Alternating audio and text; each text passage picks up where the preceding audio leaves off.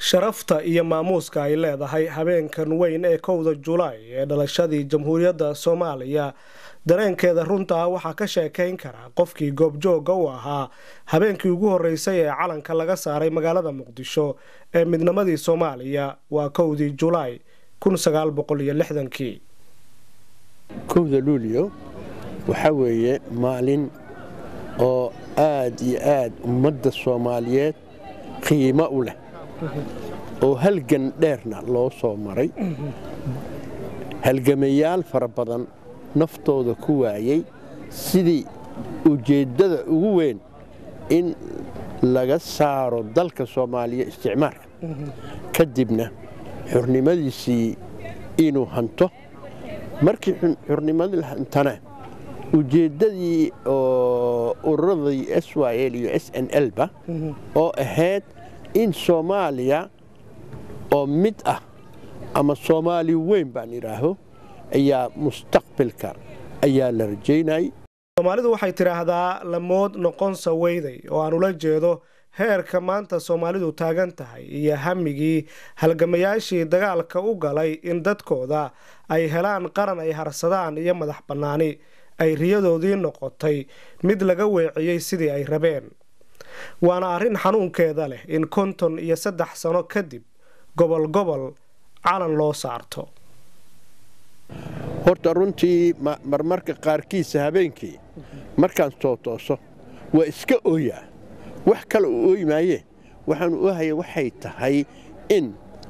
halgankii aan soo maray ama halgankii goobjoog aan u ahaa rag badan oo saaxiib aan nahay naftooda ku waayay in maanta in Soomaaliya la burburiyo Soomaaliya burbur aana Ilaahay inuu ituso laakiin Ilaahay waxaan ka rajaynayaa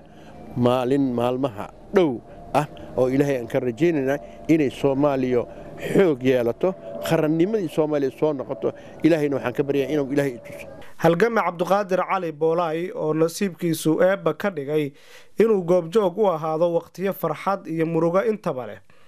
ayaa aaminsan in Soomaaliya aysan ka bixi doonin dhibaatada haysata ilaa laga helo ummad mid ah oo isku kalsoon marka ugu hore Soomaaliya waa inay isku tashataa waa inay midowda Soomaaliya sida la og yahay waxa way ul iyo diirkeeda marka aan leeyahay waxa waaye kalama maaranto usha iyo diirkeeda way iswataan Soomaaliya oo dhan way iswadataa marka waxa nasiib darro ah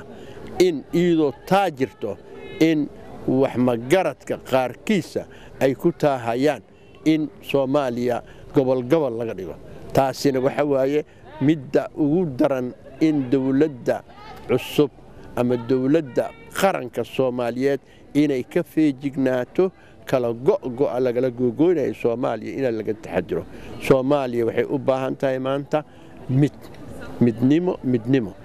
Cabdiqaadir Cali Boolay oo intii aan la joogay aan ka faa'iiday xigmad iyo taariikh dheer oo ku saabsan halgankii la soo maray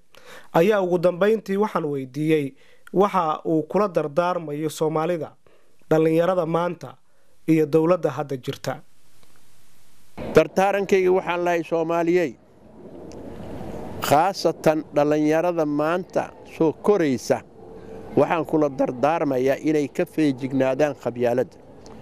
waxaan kala dardaarmayaa in lagu beero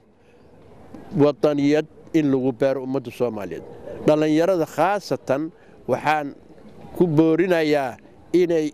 iska ilaaliyaan wax tafaraaruq ah